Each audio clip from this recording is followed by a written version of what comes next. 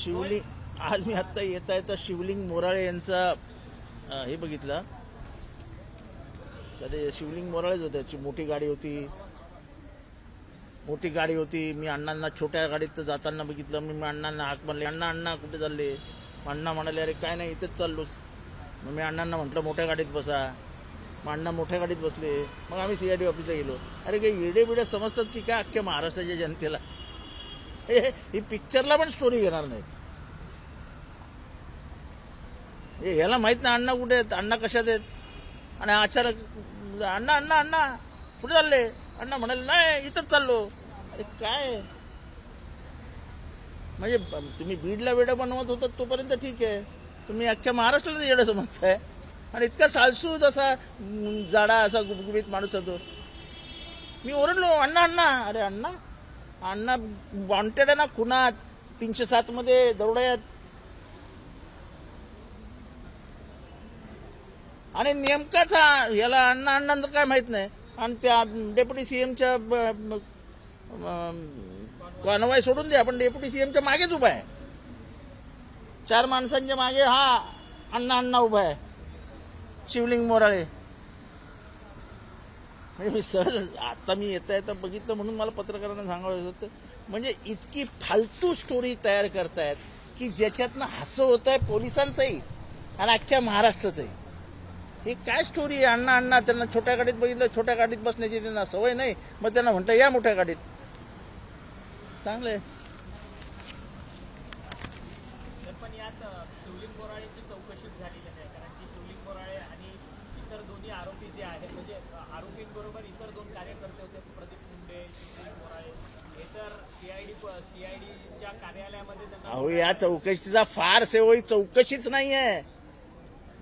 हे अशा कधी चौकशा झाल्यात का? पोलीस ते ज्या चौकशी टीम बनवली आहे, टीम मधले दोघांचे फोटो आलेत वाल्मिक अण्णा मुंडे साहेबांबरोबर. म्हणजे ते नाही जे काय त्यांची नाव. ते प्रश्न असा आहे की इतक्या मोठ्या चौकशीतले अधिकारी निवडून द्यायचे असतात, त्यांचे संबंध कुठे नाहीत हे बघायचं असतं. तर दुर्दैव बघा, हे तर काय आम्ही करत नाही. बीडमधूनच फोटो आले. चौकशी अधिकारी आणि वाल्मिक अण्णा मुंडे एकदम मिठी मारताना. काय चौकशी करणार? काय हिंमत त्या अधिकाऱ्याची चौकशी करायची? आम्ही जे सांगतो ते हेच आहे.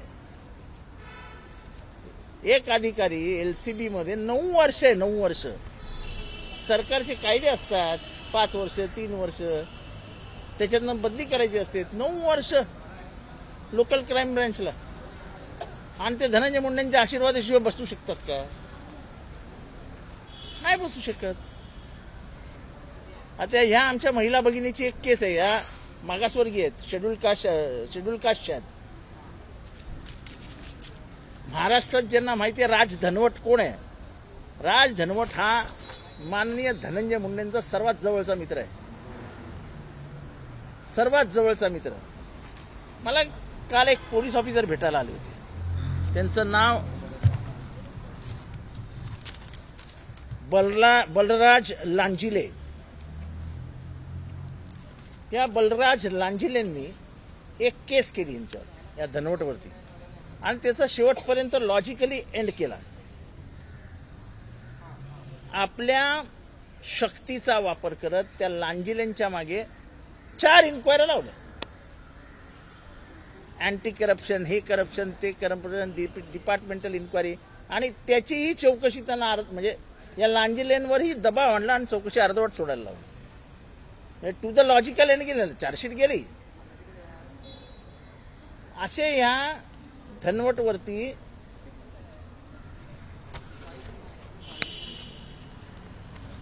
हे सगळे जमिनीच्या चिटिंगचेच गुन्हे ना.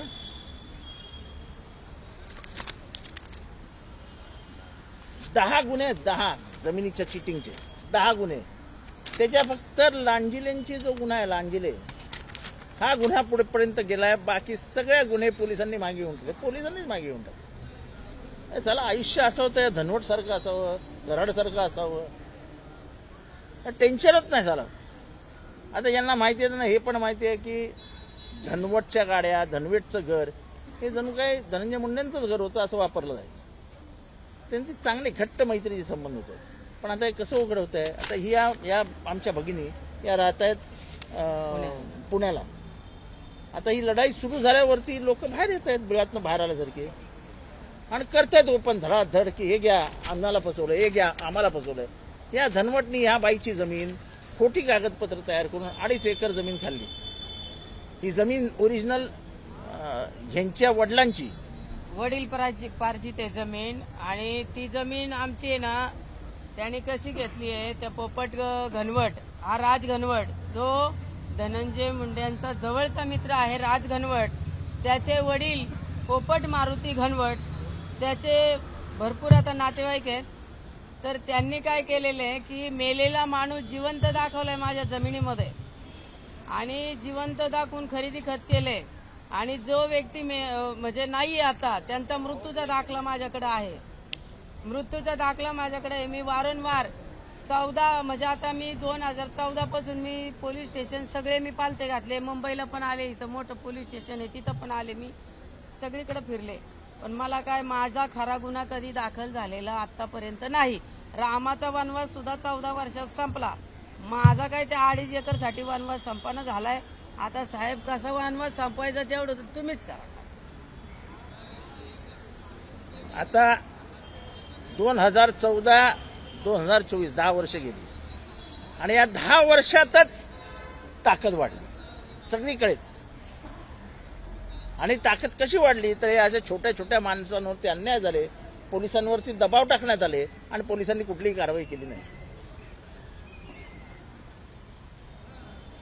कारण का त्या स्वतः सगळ्या मुख्यमंत्र्यांना भेटल्या, त्या देवेंद्रजी फडणवीसांना भेटल्या, त्या एकनाथजी शिंदेंना भेटल्या, सगळ्यांना भेटल्या. सगळ्यांच्या रिमार्क आहेत, त्वरित कारवाई करा, चौकशी करा. सिंगलांचं लेखी म्हणजे ते आयजी सिंगल आहेत ना, आता ते सिनियर असतील तर त्यांचं लेखी पत्र आहे टाईप केलेलं असं संजय सिंगलचं, की त्वरित चौकशी करून अहवाल द्यावा. 23चं पत्र आहे, आजपर्यंत अहवालच येत नाही. म्हणजे इग्नोरन्स किती केलेले त्यांनी. आम्ही जे म्हणतो ना धनंजय मुंडे मंत्रिमंडळात राहता कामा नाहीत, चौकशी चालू असतं, त्याचं कारण आहे सिंगलची चौकशी थांबवून ठेवली आहे. सिंगल या पोलीस ऑफिसरनी पत्र दिले, कागदपत्र टाईप केलं पत्र आहे ना तिथे. आणि जमीन घेऊनच्या घेऊन शिवाय माझ्यावरती 307चा खोटा हाफ मर्डरचा गुन्हा आमच्या 8 भावंडांवर त्यांनी टाकलाय. म्हणजे जमिनीचे मालक आम्ही, शिवाय आमच्यावरती हाफ मर्डरचा गुन्हा पण. म्हणजे किती मोठी कामं करतात हे बघा, हे संजय सिंगलचं पत्र, तारीख 9/8/2023. माझं आज डीजीला प्रामाणिक आहे, मी तारीख देतोय 9/8/2023. या पत्राचं काय झालं, या चौकशीचं काय झालं हे आता डीजीने सांगावं. आम्ही आमच्या हाताने ते पत्र लिहित नाही. IPS महासंचालक, अतिरिक्त महासंचालक, आस्थापना, एस्टॅब्लिशमेंट. हे बघा, म्हणजे अशा प्रकारचे जर अन्याय चालू असतील तर मग या गरिबांनी जायचं कोणाच्याकडे. आणि 10 गुन्हे हो, थोडे थोडके नाही, 10 गुन्हे, सगळे गुन्हे मागे घेतले. आता हे वांजिलेच्या मागे का लागले, तर वांजिलेने ऐकलं नाही यांचं, आणि वांजिलेने चार्जशीट दाखल करून टाकली. म्हणजे आम्ही जे सांगतो आहोत की हे किती डेंजरस नेक्सस आहे, याचं एक अजून एक उदाहरण बाहेर पडलं. या म्हणजे असे बीडपुरते मर्यादित राहिलेत का धनंजय मुंडे, ते पुण्यात पण घुसलेत. मला एक केस माहिती आहे, ते औरंगाबादमध्ये पण घुसलेत. म्हणजे इतका कुठल्या त्यांना जमिनीचं हे झालं होतं की एवढ्या जमिनी त्यांना जमा करायच्या होत्या. तो आम्ही हे सगळं पाठवतोय आता, हे सगळं माननीय मुख्यमंत्र्यांना. अपेक्षा ही आहे की मुख्यमंत्र्यांनी याची चौकशी करावी. या जमिनी आहेत, जागेवर आहेत, लावा एखादा चौकशी अधिकारी. याच्यात तर मृत्यूचा दाखलाच बदललाय. मृत्यू झालाय 97 साली आणि जिवंत केलाय 2004 साली. 2006ला जिवंत दाखल. 2006ला जिवंत केलाय. आणि असंही नाही बाय अनाडी आहे, नाही आहे. यांना राष्ट्रीय पारितोषिक आहे. बेटी पढाओ बेटी बेटी बचाव बेटी पढाव या विषयावर मी महाराष्ट्रभर 300 प्रोग्राम केले आणि मी एक ह्या महाराष्ट्रातली बेटी आहे. माझ्या अन्याय होतो आता हे लाडकी बहीण आहे ती सगळ्यांची. लाडकी बहीण, मी लाडकी बहीण आहे. घरा हिंडायला लागले या डावानी.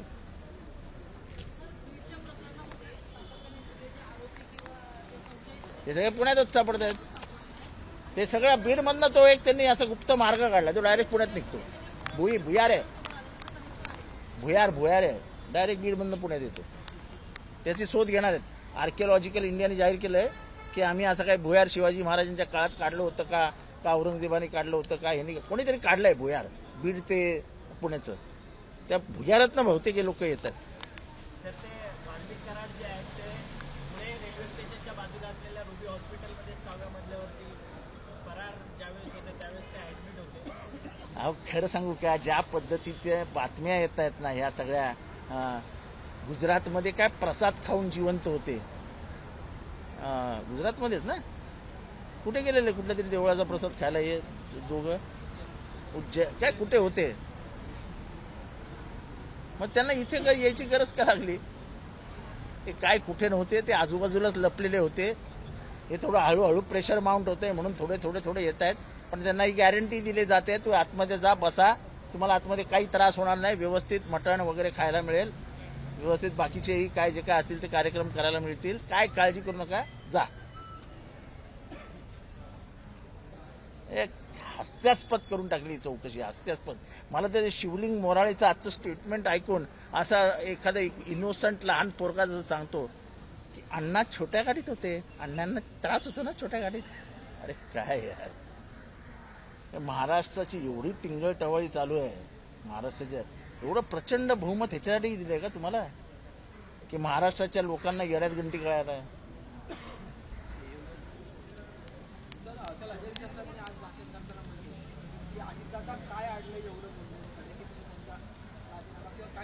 ते विचारलं ना त्यांनी, मी काय विचारू त्याच्यावर.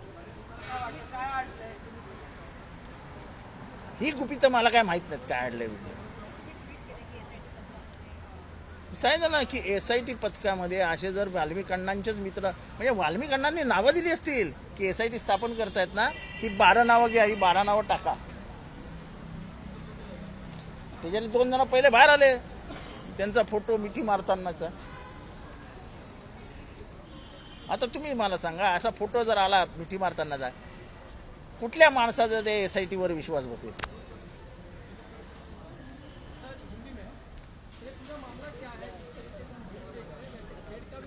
नहीं, खेड में जो जमीन, ऐसा हम ये बता रहे हैं कि पिछले कुछ सालों में जो मंत्री होते हैं उनका नेक्सस क्या है. देखो, अब जब अन्याय की मालिका खुल रही है तो ये बहन मेरे पास आई, एक रिटायर्ड DYSP मेरे पास आया, मैं तो ढूंढने को नहीं जाता हूँ किसको, और इन्होंने अपनी दर्द भरी कहानी बताई कि इनके बाप की जमीन कैसे खाई, उसे उसके ऊपर कैसे झूठे दावे दाखिल किए और कैसे इनको पिछले कई सालों से घुमा रहे हैं. और दुख की बात यह है कि ये औरत जो है वो शेड्यूल कास्ट की है और उसको पुलिस ने बताया कि हम क्या करें बहन जी, हमको मालूम है झूठा है, लेकिन उन्होंने नाम लेके बताया. ताई, नाम किसका लिया. ते पोलिसांना आम्ही म्हणलो प्रकाश धस, तिथले चाकण पोलीस स्टेशनचे जे मेन असतात ऑफिसर ते, आणि एक दुबे म्हणून होते आमच्या गावात ते, आणि चाकणमध्ये ते प्रकाश धस साहेब. ते मला डायरेक्ट म्हणले, मी म्हणलं साहेब तुम्हाला माहिती आहे आम्ही गुन्हेगार आहे का. बरं, मी आणि ते सगळेच बिल्डर लोक समोर बसले होते पोलिसांच्या. मग जर मी हाफ मर्डर केला होता तर पोलिसांना दिसायला पाहिजे होतं ना, कुठंतरी त्यांना लागले बिगलेलं. हा, नाहीतर मग ते CCTV द्या म्हणते, तिथं द्या ना म्हणा पुरावे. तर आम्ही काय त्या माणसाला केलंय, आमच्यावर जो हाफ मर्डर खोटा टाकलाय तुम्ही, तर मग आम्हाला पोलिसांनी गोड बोलून घरी घालवलं आणि 8 दिवसानंतर आमचा गुन्हा दाखल झालाय. आणि 8 दिवसांनी गुन्हा दाखल झाल्यानंतर आहे ना, फक्त त्यांनी तारीख तीच टाकली की ज्या दिवशी माझ्या शेतामध्ये हे दोघं तिघं आले होते, मला दमदाटी केली होती. हा, तर तिथं फक्त आमची बोलचाली झाली होती, पण त्यांनी असं दाखवलं की आम्ही त्याचा हाफ मर्डर केलाय. किती मोठा अन्याय गरिबांवर. आप क्या मांग कर रहे हैं. नाही ऐसा आहे, मराठीत सांगतो ते 10 गुन्ह्यांचं तुम्ही हे काढा. हे 10 गुन्हे ज्या इन्स्पेक्टर्सनी रजिस्टर केले त्या 10 जणांची अँटी करप्शनची इन्क्वायरी सुरू आहे. या 10 जणांची अँटी करप्शनची इन्क्वायरी सुरू आहे. ते 35 गुन्हे एकाच दिवसात मागे झाले कुठे.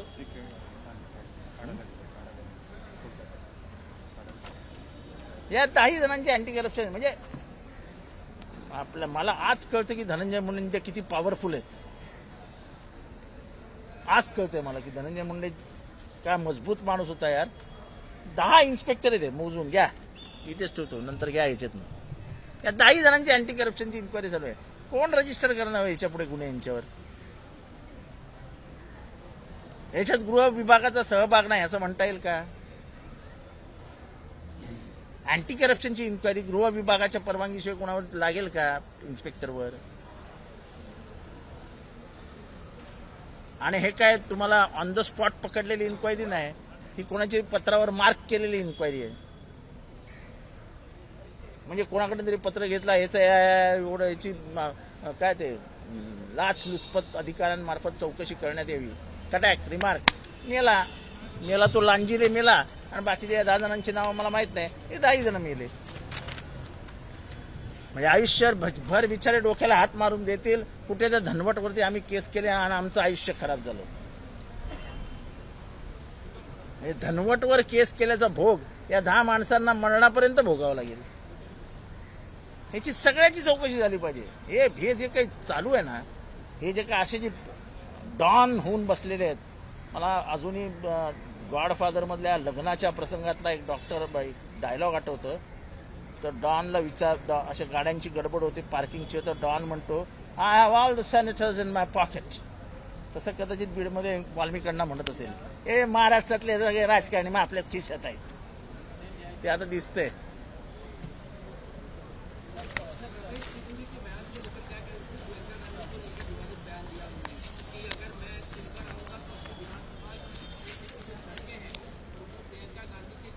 अभी कुछ भी ऐसा है, जब आदमी अपनी इज्जत ही छोड़ देता है, उसको संस्कार और संस्कृति के बारे में कुछ लेना देना ही नहीं होता है, और अपने बड़े लोगों को खुश करने के लिए कुछ भी बकवास करने की आदत पड़ जाती है, तो बुजुर्ग जैसे आदमी बोलने लगते हैं. संस्कृति का आप जिक्र कर रहे हैं, कुंभ मेले का आयोजन हो रहा है, काफी विवादों में गिरा इस बार. हिंदू पक्ष कहता है कि मुसलमानों को एंट्री नहीं मिलेगी, जो दुकानें होंगी उसे खुले रखेंगे. अब मौलाना जी हैं, वो कहते हैं कि वक्त की जमीन कहाँ जा रही है आपकी.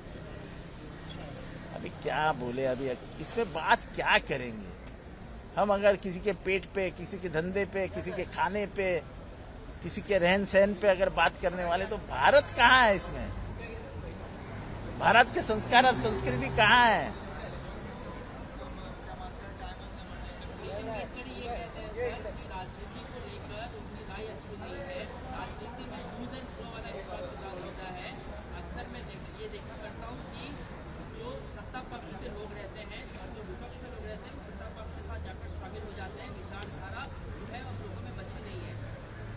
मैं नितिन गडकरी जी का हर बार प्रशंसक रहा हूं. जो किसी में भी बोलने की हिम्मत नहीं है वो नितिन गडकरी बोल देते हैं. और ये सही बात है. आजकल विचारधारा को कचरे के डब्बे में फेंक दिया जाता है. कल तक जो गांधी के प्रशंसक थे, दूसरे दिन वो नथुराम के प्रशंसक हो जाते हैं और शर्म भी नहीं आती है. आइडियोलॉजी का आपने जिक्र किया है. असदुद्दीन ओवैसी ने हमला किया बीजेपी और आम आदमी पार्टी पे. कहते हैं कि दोनों एक ही ग्रुप है और दोनों की जो मदर है वो आरएसएस. दिल्ली चुनाव को लेकर कहते हैं. मैं कभी दिल्ली गया नहीं हूँ, ना उधर कभी राजनीति की है. मुझे क्या मालूम कि इसकी कौन माँ है, लेकिन वो माँ को कौन मदद करता है ये भी सबको मालूम है ना. नीतीश कुमार ये कहते हैं कि अब वो महागठबंधन का हिस्सा नहीं होंगे. एक दो बार गलती से उस तरफ चले गए थे, लेकिन अब एनडीए के साथ ही रहेंगे. तीसरी बार भी गलती कर लेंगे.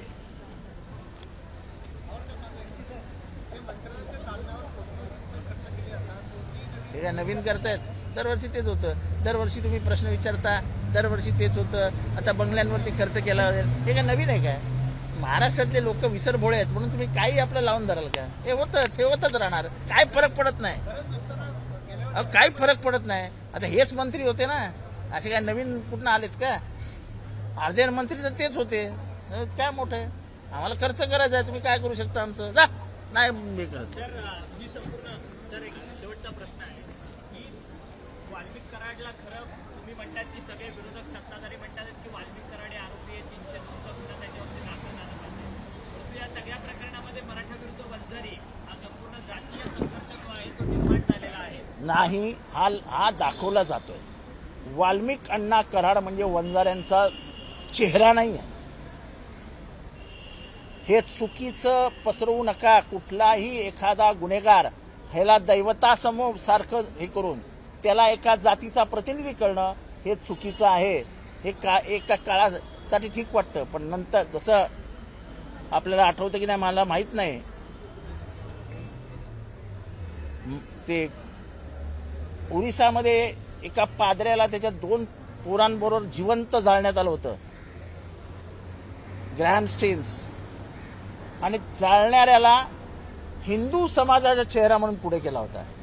हिंदू इतका निष्ठुर आहे का हो? एवढी 2 लहान गोड पोरं त्याच्याबरोबर गाडीत बसली होती आणि त्या 2 लहान पोरांना समोर दिसत असताना आग लावली. ती गाडी पेटली आणि दोघंही राख होऊन मेले. मला प्रत्येक हिंदूला आज विचारायचं, तुम्ही एवढे निष्ठुर होऊ शकता का? आणि हिंदू म्हणजे सोचिक, समंजस, संवेदना जिवंत असणारा, त्याला आपण हिंदू म्हणतो ना. तसं हे, अरे हा समाज म्हणजे अतिशय मागासलेला, अल्पभूधारक शेतकरी, दुष्काळग्रस्त भागात राहणारा, मेहनतीवर जगणारा. जसं मी कोणाला दुसऱ्याला दुसरं उदाहरण द्यायला नको, माझा स्वतःचा बाप 22 वर्ष रेल्वे स्टेशनवर झोपलाय, रेल्वे स्टेशनवर, आणि ते पण गरिबीमुळे. माझी आजी या इथे लॅमिंग्टन रोड पोलीस स्टेशनच्या समोर भाजी विकायची. त्या गरिबीतनं लढत लढत माझा बाप प्रेसिडेंट म्हणून रिटायर झाला. हे अतिशय लढवय्यी जमात आहे. गरिबीवर मात करून पुढे जाणारी जमात म्हणजे वंजारी. या ह्याच्यामध्ये आता जवळजवळ 100 IAS असतील आता देशभरात. प्रामुख्याने आले ते हे मान खटाव ह्या भागात आले. इंजिनियर झाले, डॉक्टर झाले, पुढे चाललाय समाज. हा कोणतरी बीडमधला एक कोणतरी टेपराट गुंड वाल्मिक कराड, तो म्हणजे समाजाचा चेहरा आहे का? आम्ही कोण नाही का समाजाचे? आम्ही समाजात जन्माला आलेलो नाही का? उलट मी तुम्हाला सांगतो, बोलायला घाबरतात, पण लोक बीडमधनं सुद्धा फोन करून सांगतात की साहेब एकदाचा संप आहे, आमच्याकडे दुसरे समाज संशयाच्या नजरेने बघतायत. तुम्हा परिस्थिती असं एखाद्याला असं इतकं त्या खुनाचं उदात्त करून टाकून त्याला खुनालाही देखील आपण जर महाराष्ट्रामध्ये जातीचं लेबल लावणार असू तर ह्याच्या पुढे काय खरं नाही. हे जातीमध्ये आता दंगे होतील. म्हणजे आतापर्यंत महाराष्ट्रामध्ये एक नवीन प्रथा सुरू झालेली, धर्मामध्ये दंगे, आता जातीमध्ये दंगे सुरू होतील. बंद करा. ज्यांनी खून केलाय तो खुनी आहे, आणि जो मेलाय त्याला न्याय द्यायलाच पाहिजे, त्याची जात कुठली असो. आणि म्हणून आम्ही किंवा आमचा पक्ष आजही म्हणतोय की सूर्यवंशी, सोमनाथ सूर्यवंशी परभणीमध्ये आणि संतोष अण्णा देशमुख बीडमध्ये, या दोघांना न्याय मिळालाच पाहिजे आणि त्याच्यासाठी आम्ही लढत राहू. पण सर या सगळ्या प्रकरणामध्ये आता हिंदू नामावलीच्या संदर्भात असा मुद्दा उपस्थित केला जातोय की बीडमधल्या ज्या प्रमुख प्रशासकीय जागा आहेत त्या सगळ्या जागेवरती वाल्मिक कराड किंवा धनंजय मुंडे यांनी सगळे वंजारी अधिकारी जे आहेत ते येऊन बसवलेत. त्यामुळे इतर समाजाने बीडमध्ये न्यायाची अपेक्षा करणं चुकीचं आहे. असं आहे की मला हे इतकी इत्तमभूत माहिती माझ्याकडे नाही आहे, मी त्याचा अभ्यासही केलेला नाही. प्रश्न निघाला तो IAS IPS ऑफिसर्सवर. आज आमच्या समाजातले म्हणजे मी अत्यंत अभिमानाने सांगतो की मी त्या समाजातला आहे, आणि त्या समाजातला असल्यामुळे माझ्यात हिंमत आहे की जिथे अन्याय दिसतोय तिथे मी त्या उभा राहिलो. मला माहिती आहे ना वाल्मिक अण्णा वंजारी आहे. तो जर अन्याय करणार असेल आणि तो कोणाविरुद्ध करणार असेल, ज्याच्यावर अन्याय झाला त्याच्या बाजूने मी उभा राहिलो, आणि पहिल्या दिवसावर आहे. मला अभिमान आहे की महाराष्ट्रात पहिल्यांदा जर कोणी नाव घेतलं तर मी आणि संदीप होतो क्षीरसागर. नंतर बाकीच्यांनी भाषणात नावं घेतली, पण दोघांशिवाय पहिले 3 दिवस दोघांशिवाय तिसरा माणूस नाव घ्यायला नव्हता. अख्ख्या महाराष्ट्रालाही कळलं, पण त्याचं आम्हाला क्रेडिट नको. पण अशी जी कीड आहे ना समाजाला लागली ती खेचून काढलीच पाहिजे. त्याचे काय परिणाम होतील ते हो. मला काय पोरगी जातीत लग्न करायची नाही आहे. माझ्या पोरीचं लग्न झालेलं आहे नशिबाने. मी राहतो तिथे 2 वंजारांची घरं नाही आहेत आणि माझं काय गावात शेती नाही, घर नाही, माझं काहीच नाही गावी. जी काय शेती आहे ती माझ्या भावाला देऊन टाकली आहे. त्यामुळे असं पण नाही की गावी जाईन तर समाज बहिष्कार घालेल, शेतीला पाणी जाऊ देणार नाहीत, असं काय होणार नाही माझ्या बाबतीत.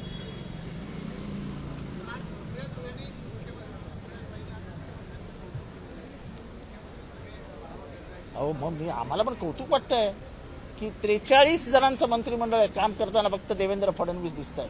अभिनंदन केलंच पाहिजे त्या माणसाचं. अहो तुम्हाला हेच समजत नाही महाराष्ट्रामध्ये आपण सगळ्यांचे एकमेकांचे विरोधक आहोत का? जिथे त्यांनी केलं चांगलं केलं पाहिजे ना. 43 मंत्री बाजूला झालेले दिसत आहेत आणि एकटे देवेंद्र फडणवीस काम करताना दिसत आहेत. मी त्यांना काल एक ट्विट केलं, उद्या पत्र पाठवणार आहे की पुण्याचा जो रिंग रोड आहे त्या रिंग रोड मधले टेंडर निघालेत. 10 टेंडर मी प्रसिद्ध केलेत.